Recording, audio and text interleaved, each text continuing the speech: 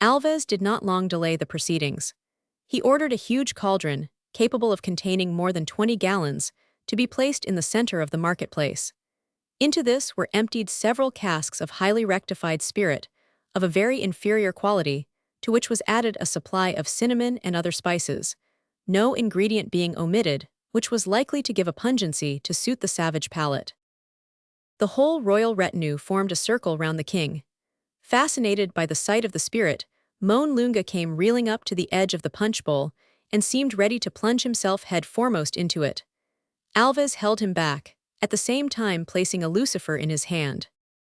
"Set it alight," cried the slave dealer, grinning slyly as he spoke. The king applied the match to the surface of the spirit. The effect was instantaneous.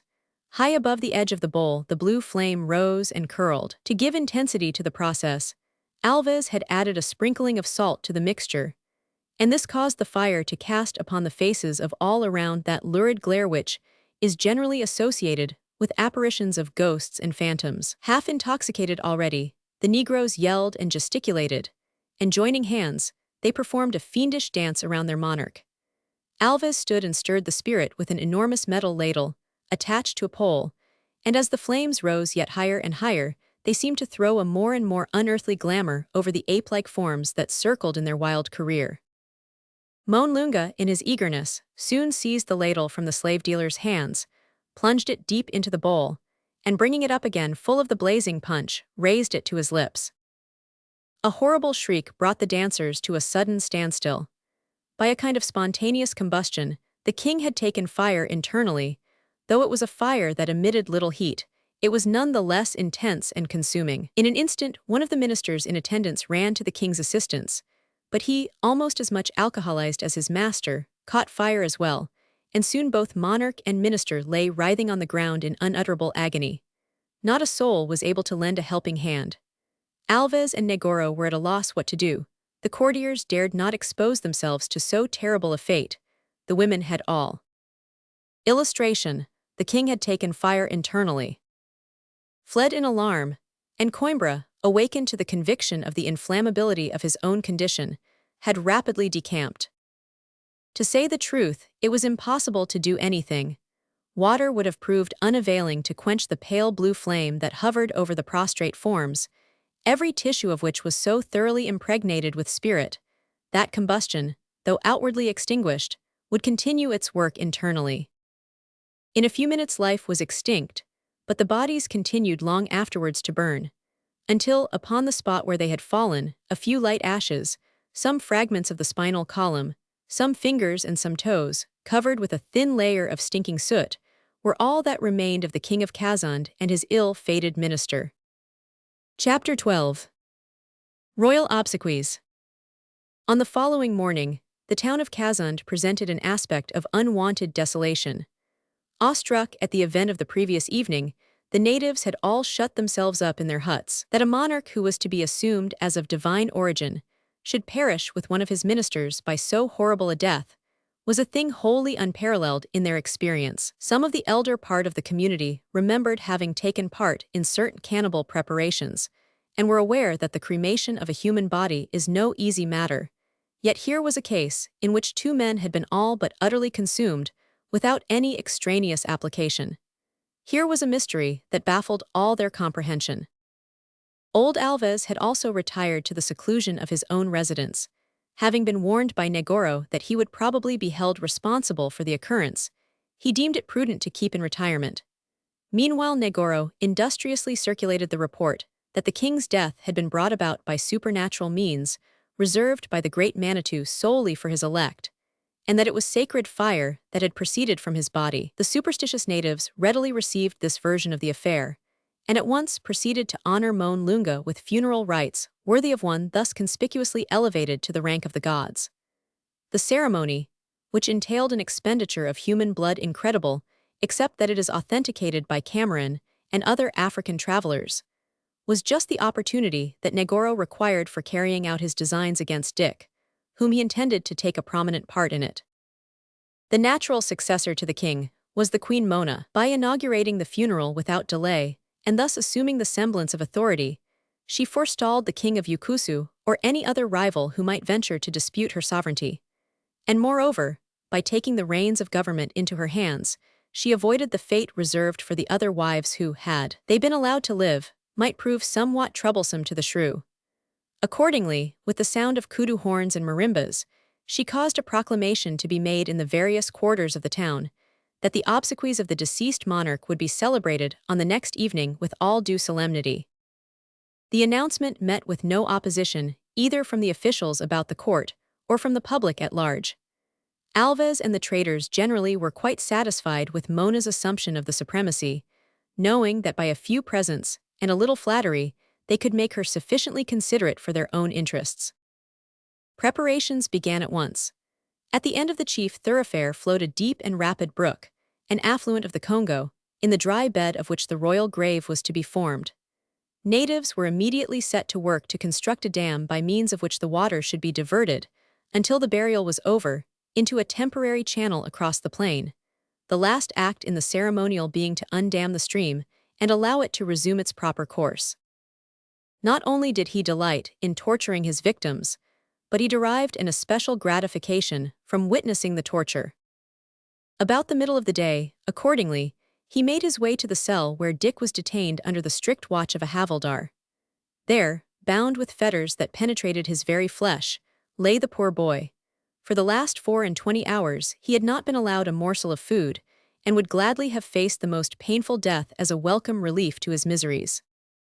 But at the sight of Negoro all his energy revived. Instinctively he made an effort to burst his bonds, and to get a hold upon his persecutor, but the strength of a giant would have been utterly unavailing for such a design. Dick felt that the struggle he had to make was of another kind, and forcing himself to an apparent composure, he determined to look Negoro straight in the face, but to vouchsafe no reply to anything he might say.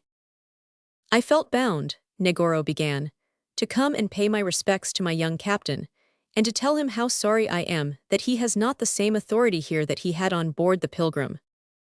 Finding that Dick returned no answer, he continued, "You remember your old cook, Captain. I have come to know what you would like to order for your breakfast." Here he paused to give a brutal kick at Dick's foot, and went on. "I have also another question to ask you, Captain. Can you tell me how it was that you landed here in Angola instead of upon the coast of America?" The way in which the question was put more than ever confirmed Dick's impression that the Pilgrim's course had been altered by Negoro, but he persevered in maintaining a contemptuous silence. "It was a lucky thing for you, Captain," resumed the vindictive Portuguese, "that you had a good seaman on board, otherwise the ship would have run aground on some reef in the tempest, instead of coming ashore here in a friendly port. Illustration: your life is in my hands." Whilst he was speaking, Negoro had gradually drawn nearer to the prisoner, until their faces were almost in contact. Exasperated by Dick's calmness, his countenance assumed an expression of the utmost ferocity, and at last he burst forth in a paroxysm of rage. "It is my turn now, I am master now, I am captain here, you are in my power now, your life is in my hands." "Take it then," said Dick quietly. "Death has no terrors for me, and your wickedness will soon be avenged." "Avenged?" roared Negoro. "Do you suppose there is a single soul to care about you? Avenged? Who will concern himself with what befalls you? Except Alves and me, there is no one with a shadow of authority here. If you think you are going to get any help from old Tom or any of those niggers, let me tell you that they are every one of them sold and have been sent off to Zanzibar." "Hercules is free," said Dick. "Hercules?" sneered Negoro.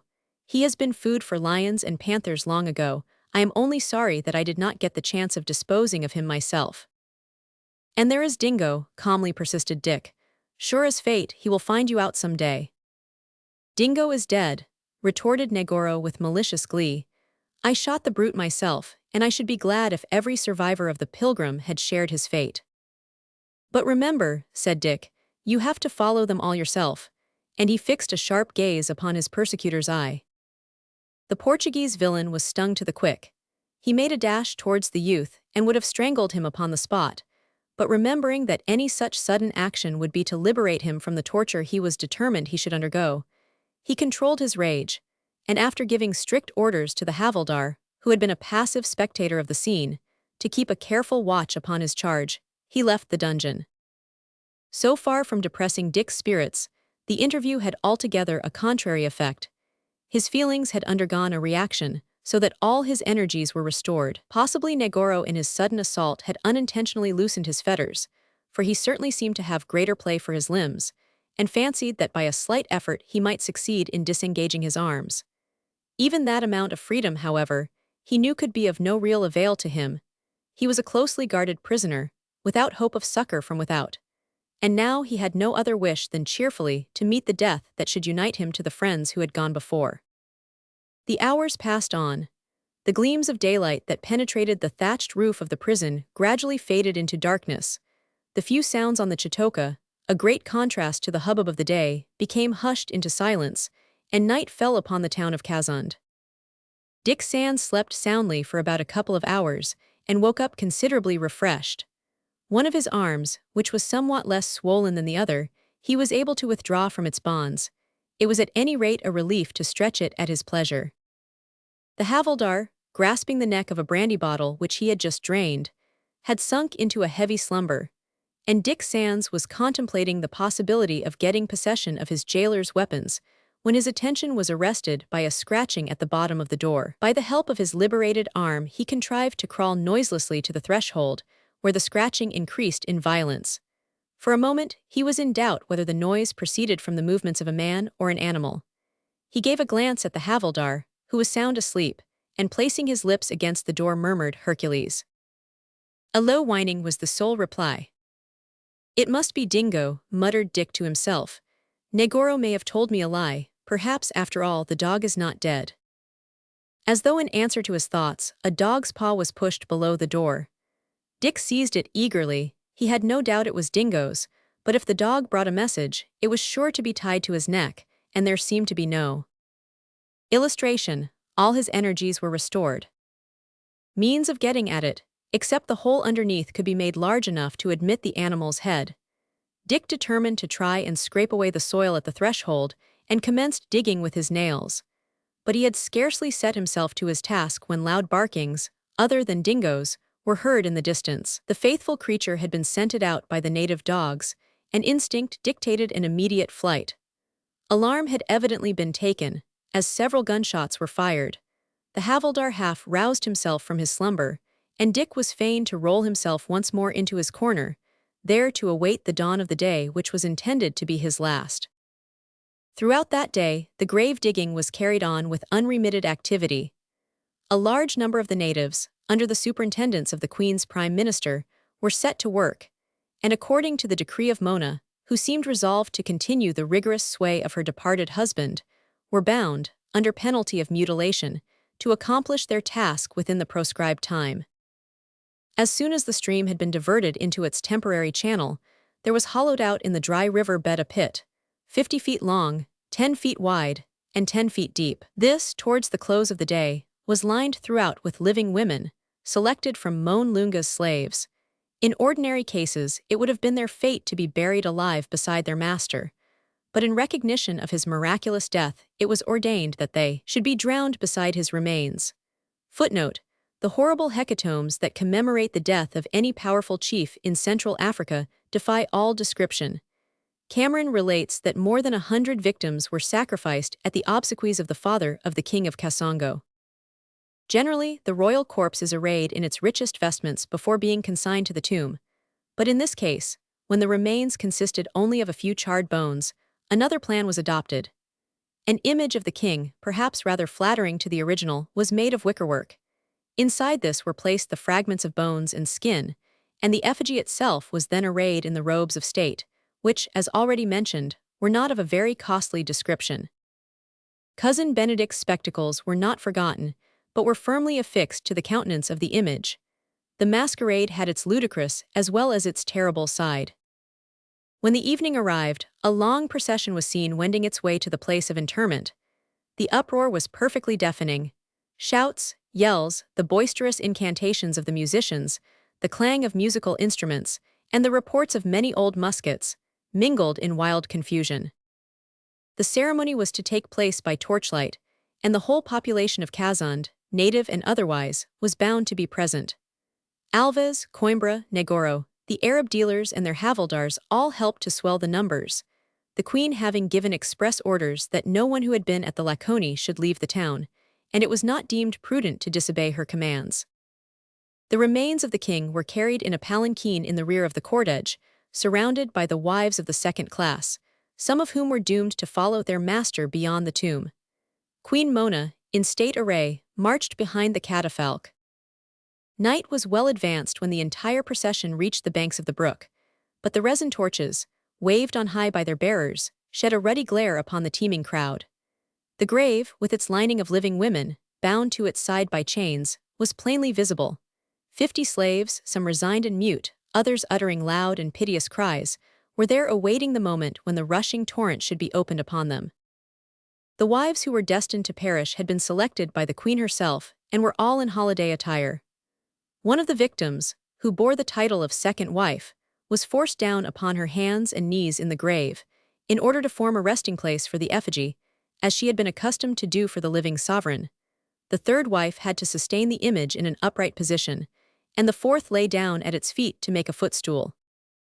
In front of the effigy, at the end of the grave, a huge stake, painted red, was planted firmly in the earth. Bound to this stake, his body half naked, exhibiting marks of the illustration, friendless and hopeless. Tortures which by Negoro's orders he had already undergone, friendless and hopeless, was Dick Sands. The time, however, for opening the floodgate had not yet arrived. First of all, at a sign from the queen, the fourth wife, forming the royal footstool, had her throat cut by an executioner, her blood streaming into the grave. This barbarous deed was the commencement of a most frightful butchery. One after another, 50 slaves fell beneath the slaughterous knife, until the riverbed was a very cataract of blood. For half an hour, the shrieks of the victims mingled with the imprecations of their murderers, without evoking one single expression of horror or sympathy from the gazing crowd around. At a second signal from the queen, the barrier, which retained the water above, was opened. By a refinement of cruelty, the torrent was not admitted suddenly to the grave, but allowed to trickle gradually in. The first to be drowned were the slaves that carpeted the bottom of the trench, their frightful struggles bearing witness to the slow death that was overpowering them. Dick was immersed to his knees, but he could be seen making what might seem one last frantic effort to burst his bonds. Steadily rose the water. The stream resumed its proper course. The last head disappeared beneath its surface, and soon there remained nothing to indicate that in the depth below there was a tomb where 100 victims had been sacrificed to the memory the King of Khazand. Painful as they are to describe, it is impossible to ignore the reality of such scenes. Chapter 13. In Captivity. So far from Mrs. Weldon and Jack having succumbed to the hardships to which they had been exposed, they were both alive, and together with Cousin Benedict were now in Khazand. After the assault upon the anthill, they had all three been conveyed beyond the encampment to a spot where a rude palanquin was in readiness for Mrs. Weldon and her son. The journey hence to Khazand was consequently accomplished without much difficulty. Cousin Benedict, who performed it on foot, was allowed to entomologize as much as he pleased upon the road, so that to him the distance was a matter of no concern. The party reached their destination a week sooner than Ibn Hamish's caravan, and the prisoners were lodged in Alva's quarters. Jack was much better. After leaving the marshy districts he had no return of fever, and as a certain amount of indulgence had been allowed them on their journey, both he and his mother, as far as their health was concerned, might be said to be in a satisfactory condition. Of the rest of her former companions Mrs. Weldon could hear nothing. She had herself been a witness of the escape of Hercules, but of course knew nothing further of his fate. As for Dick Sands, she entertained a sanguine hope that his white skin would protect him from any severe treatment. But for Nan and the other poor Negroes, here upon African soil, she feared the very worst. Being entirely shut off from communication with the outer world, she was quite unaware of the arrival of the caravan. Even if she had heard the noisy commotion of the market she would not have known what it meant, and she was in ignorance alike of the death of Harris, of the sale of Tom and his companions, of the dreadful end of the king, and of the royal obsequies in which poor Dick had been assigned so melancholy a share. During the journey from the Konza to Khazand, Harris and Negoro had held no conversation with her, and since her arrival she had not been allowed to pass the enclosure of the establishment, so that, as far as she knew, she was quite alone, and being in Negoro's power, was in a position from which it seemed only too likely nothing but death could release her. From Cousin Benedict, it is needless to repeat, she could expect no assistance. His own personal pursuits engrossed him, and he had no care nor leisure to bestow upon external circumstances. His first feeling, on being made to understand that he was not in America, was one of deep disappointment that the wonderful things he had seen were no discoveries at all. They were simply African insects common on African soil.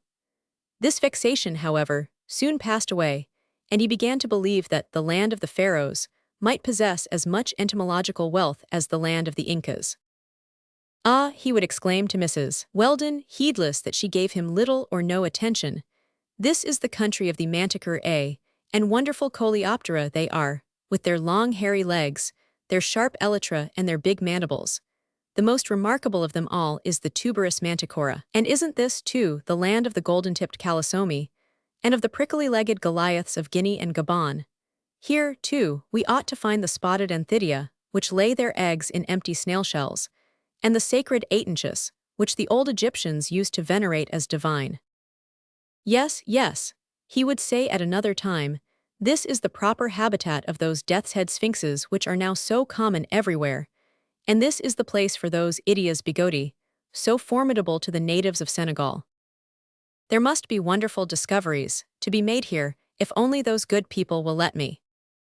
The good people referred to were Negoro and Harris, who had restored him much of the liberty of which Dick Sands had found it necessary to deprive him. With freedom to roam and in possession of his tin box, Benedict would have been amongst the most contented of men, had it not been for the loss of his spectacles and magnifying glass, now buried with the king of Kazund. Reduced to the necessity of poking every insect almost into his eyes before he could discover its characteristics, he would have sacrificed much to recover or replace his glasses, but as such articles were not to be procured at any price, he contented himself with the permission to go where he pleased within the limits of the palisade. His keepers knew him well enough to be satisfied that he would make no attempt to escape, and as the enclosure was nearly a mile in circumference, containing many shrubs and trees and huts with thatched roofs, besides being intersected by a running stream, it afforded him a very fair scope for his researches, and who should say that he would not discover some novel specimen to which, in the records of entomological science, his own name might be assigned? If thus the domain of Antonio Alves was sufficient to satisfy Benedict, to little Jack it might well seem immense. But though allowed to ramble over the whole place as he liked, the child rarely cared to leave his mother. He would be continually inquiring about his father, whom he had now so long been expecting to see. He would ask why Nan and Hercules and Dingo had gone away and left him, and perpetually he would be expressing his wonder where Dick could be, and wishing he would come back again. Mrs. Weldon could only hide her tears and answer him by caresses. Nothing, however, transpired to give the least intimation that any of the prisoners were to be treated otherwise than they had been upon the journey from the Konza. Excepting such as were retained for old Alva's personal service, all the slaves had been sold, and the storehouses were now. Illustration: he contented himself with the permission to go where he pleased within the limits of the palisade. Full of stuffs and ivory, the stuffs destined to be sent into the central provinces, and the ivory to be exported. The establishment was thus no longer crowded as it had been, and Mrs. Weldon and Jack were lodged in a different hut to Cousin Benedict. All three, however, took their meals together and were allowed a sufficient diet of mutton or goat's flesh, vegetables, manioc, sorghum, and native fruits. With the trader's servants they held no communication, but Halima, a young slave who had been told off to attend to Mrs. Weldon, evinced for her new mistress an attachment which, though rough, was evidently sincere. Old Alves, who occupied the principal house in the depot, was rarely seen, whilst the non-appearance of either Harris or Negoro caused Mrs. Weldon much surprise and perplexity. In the midst of all her troubles, too, she was haunted by the thought of the anxiety her husband must be suffering on her account. Unaware of her having embarked on board the Pilgrim, at first he would have wondered at steamer after steamer arriving at San Francisco without her. After a while the Pilgrim would have been registered amongst the number of missing ships, and it was certain the intelligence would be forwarded to him by his correspondents that the vessel had sailed from Auckland with his wife and child on board. What was he to imagine?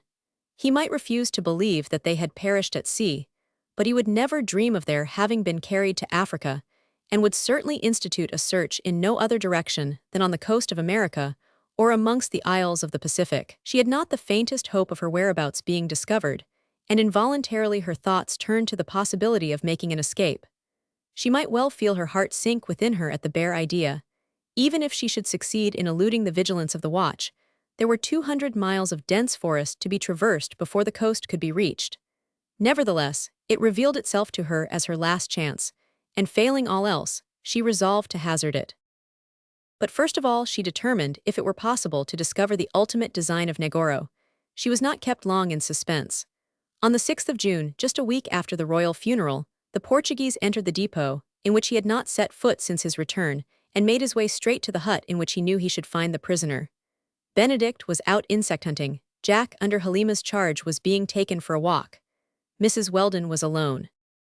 Negoro pushed open the door and said abruptly, "Mrs. Weldon, I have come to tell you that Tom and his lot have been sold for the Ujiji market.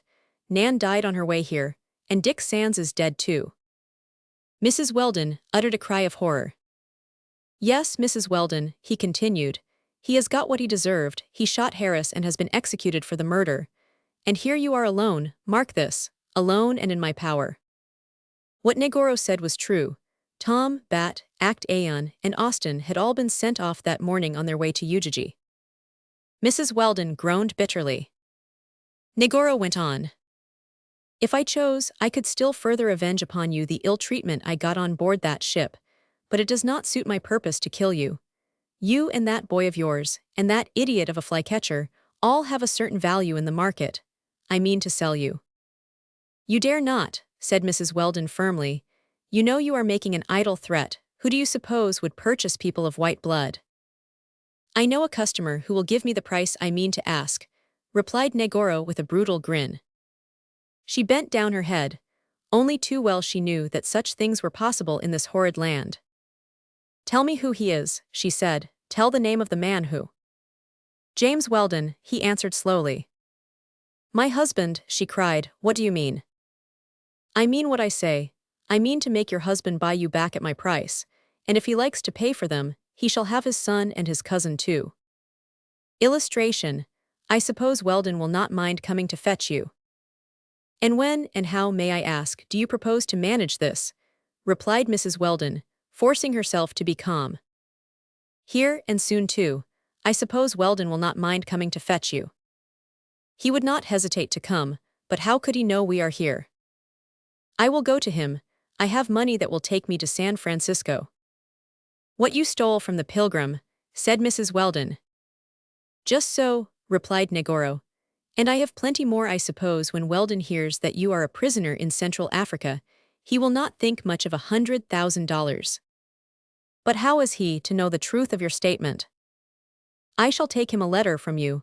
You shall represent me as your faithful servant, just escaped from the hands of savages." "A letter such as that I will never write. Never," said Mrs. Weldon decisively. What, you refuse?" "I refuse." She had all the natural cravings of a woman and a wife, but so thoroughly was she aware of the treachery of the man she had to deal with, that she dreaded lest, as soon as he had touched the ransom, he would dispose of her husband altogether. There was a short silence. "You will write that letter," said Negoro. "Never," repeated Mrs. Weldon. "Remember your child." Mrs. Weldon's heart beat violently, but she did not answer a word. "I will give you a week to think over this," hissed out Negoro. Mrs. Weldon was still silent. "A week, I will come again in a week. You will do as I wish, or it will be the worse for you." He gnashed his teeth, turned on his heel and left the hut. Chapter 14. A Ray of Hope. Mrs. Weldon's first feeling on being left alone was a sense of relief at having a week's respite.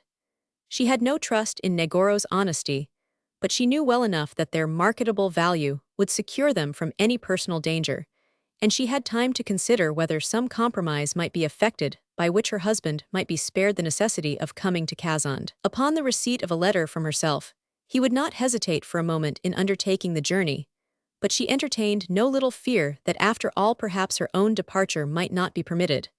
The slightest caprice on the part of Queen Mona would detain her as a captive, whilst as to Negoro, if once he should get the ransom he wanted, he would take no further pains in the matter.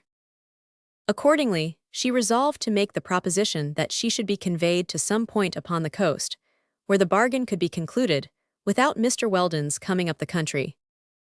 She had to weigh all the consequences that would follow any refusal on her part to fall in with Negoro's demands.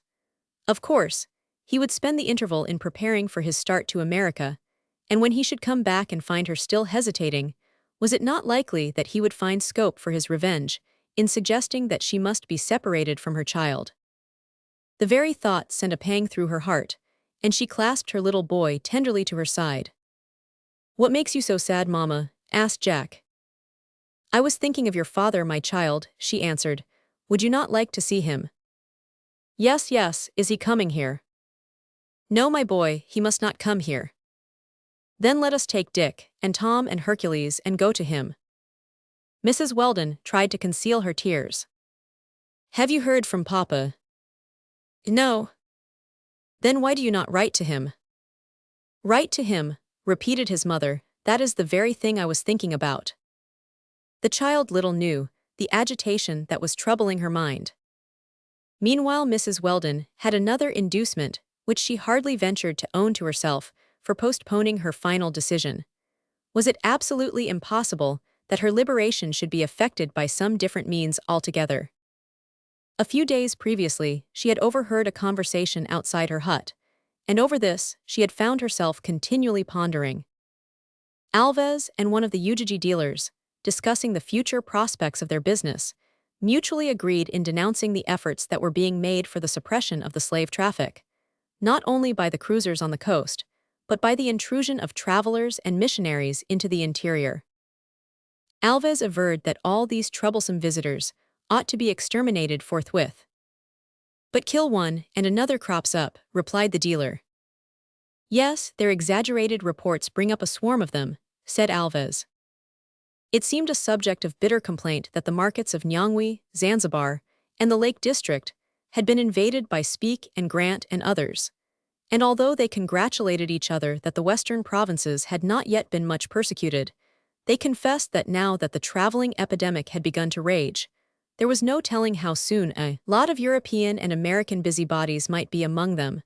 The depots at Kassange and Bih had both been visited, and although Kazan had hitherto been left quiet, there were rumors enough that the continent was to be tramped over from east to west. Footnote: this extraordinary feat was, it is universally known, subsequently accomplished by Cameron. "And it may be," continued Alves, that missionary fellow, Livingstone, is already on his way to us. If he comes, there can be but one result. There must be freedom for all the slaves in Kazand." Freedom for the slaves in Kazand. These were the words which, in connection with Dr. Livingstone's name, had arrested Mrs. Weldon's attention, and who can wonder that she pondered them over and over again, and ventured to associate them with her own prospects. Here was a ray of hope. The mere mention of Livingstone's name in association with this story seems to demand a brief survey of his career. Born on the 19th of March, 1813, David Livingstone was the second of 6 children of a tradesman in the village of Blantyre, in Lanarkshire. After 2 years' training in medicine and theology, he was sent out by the London Missionary Society and landed at the Cape of Good Hope in 1840, with the intention of joining Moffat in South Africa. After exploring the country of the Bechuanas, he returned to Kuruman, and having married Moffat's daughter, proceeded in 1843 to found a mission in the Mabotsa Valley. After 4 years, he removed to Kolobeng in the Bechuana district, 225 miles north of Kuruman, whence, in 1849, starting off with his wife, 3 children and 2 friends, Mr. Oswell and Mr. Murray, he discovered Lake Ngami and returned by descending the course of the Zauga. The opposition of the natives had prevented his proceeding beyond Lake Ngami at his first visit, and he made. Illustration: Dr. Livingstone, page 408. A second with no better success. In a third attempt, however, he wended his way northwards with his family and Mr. Oswell along the Chobe, an affluent of the Zambesi, and after a difficult journey at length reached the district of the Macalalos, of whom the chief, named Sebatuin, joined him at Liniante. The Zambesi itself was discovered at the end of June, 1851, and the doctor returned to the Cape for the purpose of sending his family to England. His next project was to cross the continent obliquely from south to west, but in this expedition he had resolved that he would risk no life but his own. Accompanied, therefore, by only a few natives, he started in the following June, and skirting the Kalahari Desert entered Litabarauba on the last day of the year. Here he found the Bechuana district much ravaged by the Boers, the original Dutch colonists, who had formed the population of the Cape before it came into the possession of the English. After a fortnight's stay, he proceeded into the heart of the district of the Bamanganados, and traveled continuously until the 23rd of May, when he arrived at Liniante, and was received with much honor by Sekeledu, who had recently become sovereign of the Macalalos. A severe attack of fever detained the traveler here for a period, but he made good use of the enforced rest by studying the manners of the country, and became for the first time sensible of its terrible sufferings in consequence of the slave trade. Descending the course of the Chobe to the Zambesi, he next entered Naniel, and after visiting Katanga and Libonta, advanced to the point of confluence of the Liba with the Zambesi, where he determined upon ascending the former as far as the Portuguese possessions in the west. It was an undertaking, however, that required considerable preparation, so that it was necessary for him to return to Liniante.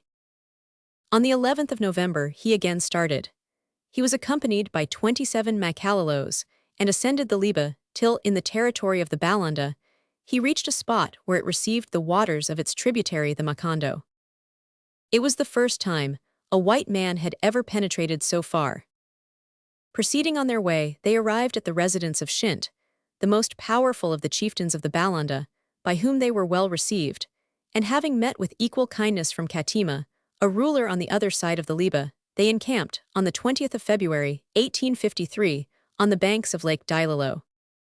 Here it was that the real difficulty commenced. The arduous traveling, the attacks of the natives and their exorbitant demands, the conspiracies of his own attendants and their desertions, would soon have caused anyone of less energy to abandon his enterprise. But David Livingstone was not a man to be daunted. Resolutely he persevered, and on the 4th of April reached the banks of the Congo, the stream that forms the frontier of the Portuguese possessions and joins the Zaire on the north. 6 days later he passed through Kasenge. Here it was that Alves had seen him. On the 31st of May he arrived at St. Paul de Londa, having traversed the continent in about 2 years. It was not long, however, before he was off again, following the banks of the Konza, the river which was to bring such trying experiences to Dick Sands and his party. He reached the Lam, and having met numbers of slave caravans on his way, again passed through Kasenge, crossed the Congo, and reached the Zambesi at Kiwawa. By the 8th of the following June he was again at Lake Dilolo, and descending the river, he re-entered Liniante. Here he stayed till the 3rd of November, when he commenced his second great journey, which was to carry him completely across Africa from west to east. After visiting the famed Victoria Falls, the intrepid explorer quitted the Zambesi and took a northeasterly route. The transit of the territory of the Batokas, a people brutalized by the inhalation of hemp, a visit to Semomboni, the powerful chief of the district, the passage of the Kafoni, a visit to King Mbarama, an inspection of the ruins of Zumbo, an old Portuguese town, a meeting with illustration, with none to guide him except a few natives. The chief Mpend, at that time at war with the Portuguese, these were the principal events of this journey, and on the 22nd of April, Livingstone left Teat, and having descended the river as far as its delta, reached Quilamaine just 4 years after his last departure from the Cape. On the 12th of July he embarked for the Mauritius, and on the 22nd of December, 1856, he landed in England after an absence of 16 years. Loaded with honors by the Geographical Societies of London and Paris, brilliantly entertained by all ranks, it would have been no matter of surprise if he had surrendered himself to a well-earned repose. But no thought of permanent rest occurred to him, and on the 1st of March, 1858, accompanied by his brother Charles, Captain Bedingfield, Dr. Kirk, Dr. Miller, Mr. Thornton, and Mr. Baines, he started again, with the intention of exploring the basin of the Zambesi, and arrived in due time at the coast of Mozambique. The party ascended the great river by the Kongon mouth, They were on board a small steamer named the Marabert and reached Teat on the 8th of September. During the following year, they investigated the lower course of the Zambesi and its left affluent the Shire, and having visited Lake Sherwa, they explored the territory of the Manganyas and discovered Lake Nyasa. In August 1860, they returned to the Victoria Falls. Early in the following year, Bishop Mackenzie and his missionary staff arrived at the mouth of the Zambesi. In March, an exploration of the Ravama was made on board the Pioneer, the exploring party returning afterwards to Lake Nyasa, where they remained a considerable time. The 30th of January, 1862, was signalized by the arrival of Mrs. Livingstone and by the addition of another steamer, the Lady Nyasa. But the happiness of reunion was very transient. It was but a short time before the enthusiastic Bishop Mackenzie succumbed to the unhealthiness of the climate, and on the 27th of April, Mrs. Livingstone expired in her husband's arms. A second investigation of the Ravama soon followed, and at the end of November the doctor returned to the Zambesi and reascended the Shire. In the spring of 1803, he lost his companion Mr. Thornton, and as his brother and Dr. Kirk were both much debilitated, he insisted upon their return to Europe, while he himself returned for the third time to Lake Nyasa and completed the hydrographical survey which already he had begun. A few months later found him once more at the mouth of the Zambesi. Thence he crossed over to Zanzibar, and after 5 years' absence arrived in London, where he published his work, The Exploration of the Zambesi and its Affluents.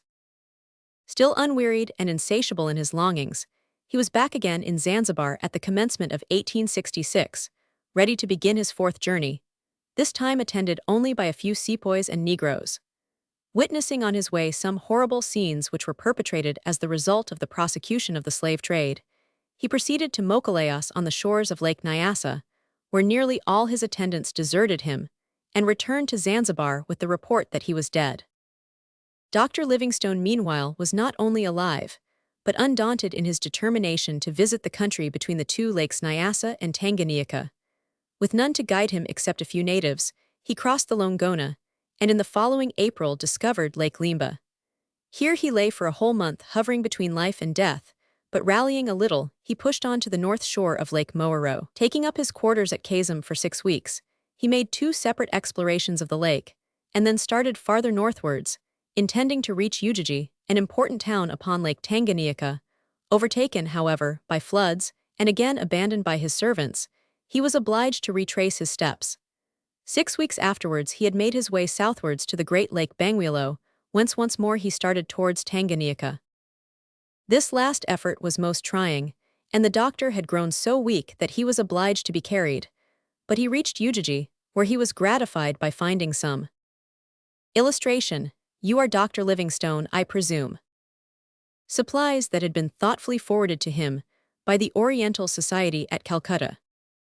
His great aim now was to ascend the lake and reach the sources of the Nile. On the 21st of September he was at Bambar, in the country of the cannibal Manyuma, upon the Lualaba, the river afterwards ascertained by Stanley to be the Upper Zaire or Congo. At Mamobla the doctor was ill for 24 days, tended only by 3 followers who continued faithful. But in July he made a vigorous effort, and although he was reduced to a skeleton, made his way back to Ujiji.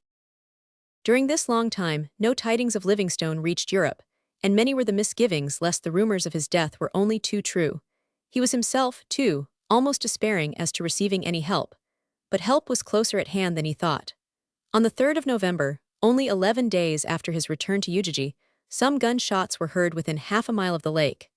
The doctor went out to ascertain whence they proceeded, and had not gone far before a white man stood before him.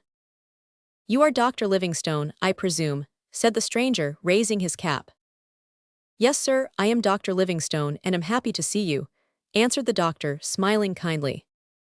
The two shook each other warmly by the hand. The new arrival was Henry Stanley, the correspondent of the New York Herald, who had been sent out by Mr. Bennett, the editor, in search of the great African explorer.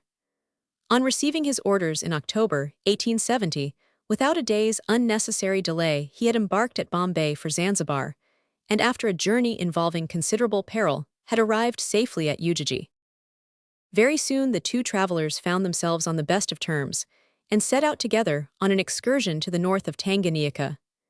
They proceeded as far as Cape Magala and decided that the chief outlet of the lake must be an affluent of the Lualaba, a conclusion that was subsequently confirmed by Cameron. Towards the end of the year, Stanley began to prepare to return. Livingstone accompanied him as far as Kwihara, and on the 3rd of the following March they parted. "You have done for me what few men would venture to do. I am truly grateful," said Livingstone. Stanley could scarcely repress his tears as he expressed his hope that the doctor might be spared to return to his friends safe and well. "Goodbye," said Stanley, choked with emotion. "Goodbye," answered the veteran feebly. Thus they parted, and in July 1872, Stanley landed at Marseille. Again, David Livingstone resumed his researches in the interior. After remaining 5 months at Kwihara, he gathered together a retinue consisting of his faithful followers, Susie, Chuma, Amoda, and Jacob Wainwright, and 56 men sent to him by Stanley, and lost no time in proceeding towards the south of Tanganyika. In the course of the ensuing month, the caravan encountered some frightful storms, but succeeded in reaching Mura. There had previously been an extreme drought, which was now followed by the rainy season, which entailed the loss of many of the beasts of burden, in consequence of the bites of the tsetse. On the 24th of January, they were at Chitankwi, and in April, after rounding the east of Lake Bangweolo, they made their way towards the village of Chitambo. At this point, it was that Livingstone had parted company with certain slave dealers, who had carried the information to old Alves that the missionary traveler would very likely proceed by way of Londa to Kazund.